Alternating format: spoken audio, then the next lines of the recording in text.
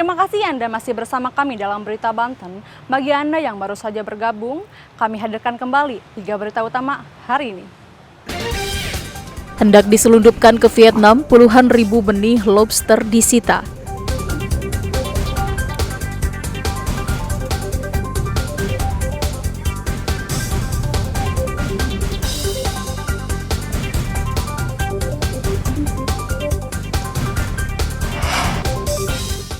Kurir narkotika antar pulau ditangkap, polisi sita 2 kg sabu-sabu.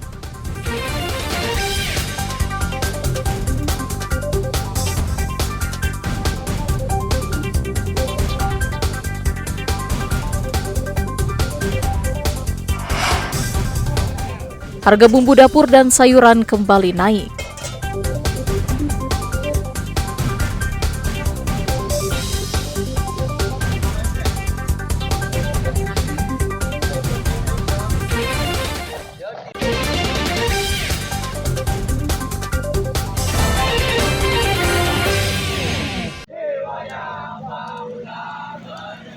Kembali 5 elemen mahasiswa yang tergabung dalam Gempur Banten berunjuk rasa di depan kantor Kejaksaan Tinggi Banten di Jalan Raya Serang, Pandeglang. Mahasiswa mempertanyakan profesionalisme kinerja Kejati Banten dalam menetapkan tersangka kasus itu Ranca Gede yang merugikan aset 1 triliun rupiah. Unjuk rasa tersebut dilakukan setelah penetapan tersangka Kepala Desa Babakan Johadi beberapa waktu lalu. Mahasiswa merasa kecewa dengan penetapan tersangka yang hanya kepala desa. Mahasiswa menganggap Kejati sakit mata dalam kasus raibnya aset negara ini. Mereka juga memandang Kejati tebang pilih dalam penetapan tersangka. Yang saat ini diketahui mahasiswa ada dugaan keterlibatan tokoh politik. Mahasiswa juga melakukan aksi teatrikal di depan kantor Kejati Banten. Tadi sebenarnya Kejati sakit mata itu adalah simbol bahwasanya Kejati itu tebang pilih dalam memilih siapa yang akan ditangkap gitu loh. Karena Gempur Banten menganggap bahwasanya kami itu membutuhkan kakapnya, bukan terinya gitu. Karena bagi kami teri itu udah biasa. Itu bukan sikap kesatria yang ditunjukkan oleh Kejati kalau memang hanya menangkap seekor ikan teri gitu. Diketahui saat ini Kejati Banten baru menetapkan seorang kepala desa atas gratifikasi pembebasan lahan pada tanggal 14 Mei lalu. Kepala desa tersebut diduga menerima uang sejumlah 735 juta rupiah dari seseorang yang masih didalami. Mahasiswa juga mengancam jika penetapan tersangka tidak bertambah, mereka akan melakukan aksi yang lebih besar lagi. Ariel Maranus dan Fazri Munawir melaporkan dari kota Serang.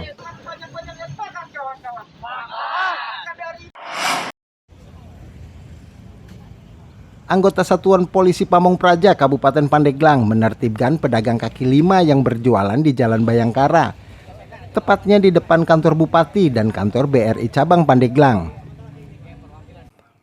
Penertiban dilakukan karena para pedagang kaki lima mengganggu pengguna jalan, seperti pengendara maupun pejalan kaki yang menggunakan trotoar. Namun sejumlah pedagang mengaku kecewa dengan penertiban tersebut, karena penertiban tidak dilakukan kepada semua dan hanya dilakukan sebagian pedagang saja. Ini mah kita nggak ada pemasukan. Kalau di sana biasanya per hari dapat berapa? Ya dapat aja 100.000, 150 gedenya gitu. Lumayan aja lah buat jajan anak sekolah. Ya teh, melihat tadi Pol PP menertibinnya semua pedagang nggak sih teh? Enggak sih, cuma depan BRI aja. Oh. Di tertibinnya. Ya pengennya teteh nih gimana nih selaku pedagang ya sehari-hari?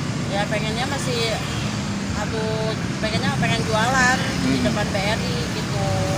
Kalau mau tertibin semua gitu, jangan separuh-separuh. Menurut Kasih Opdal Satpol PP Pandeglang, penertiban tersebut sesuai dengan Peraturan Daerah Nomor 4 Tahun 2008 tentang kebersihan, keindahan, dan ketertiban lingkungan. Jika pedagang kembali berjualan, pihak Satpol PP akan kembali bertindak tegas. Target hari ini saya melakukan penertiban berkebinan ya sesuai dengan Perda Nomor 4 Tahun 2008. Para pedagang tidak boleh berjualan di tempat trotoar, taman, dan fasilitas yang mengganggu fasilitas umum. Nah, untuk pedagang sendiri dialihkan kemana, Pak? Untuk sementara silakan untuk mencari solusinya berdagang, yang penting tidak mengganggu perjalanan pejalan kaki, apalagi dia pindahnya ke trotoar atau ke sekitar alun-alun. Meski dilarang berjualan, pedagang mengaku kebingungan karena pemerintah tidak memberikan solusi dan tidak menyediakan tempat agar mereka tetap bisa berjualan. Ariel Maranus dan Andri Sopian melaporkan dari Kabupaten Pandeglang.